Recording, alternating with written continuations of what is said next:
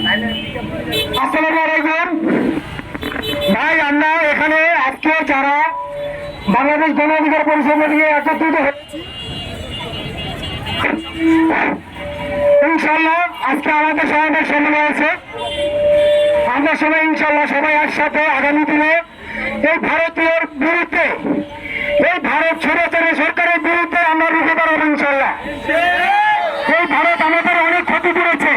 আজকে আমার বাংলায় বন্যা দিয়েছে, রাতের অন্ধকারে বন্যা দিয়েছে।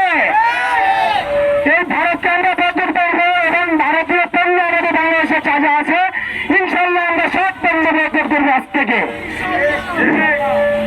আজকে বাংলাদেশ গণ অধিকার পরিষদ বিভিন্ন নেতৃত্বে আজকে বাংলাদেশ গণ অধিকার পরিষদ আমরা গণতন্ত্রে একত্রিত হয়েছি। আপনারা সবাই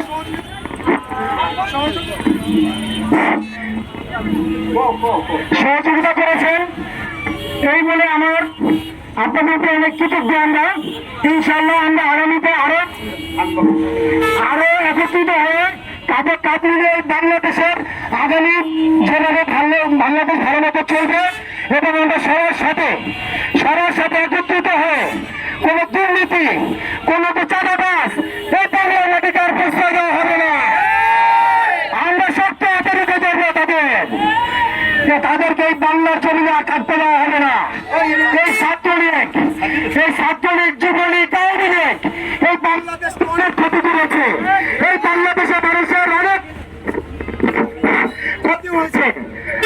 হাসিনা ভারতের দুয়ার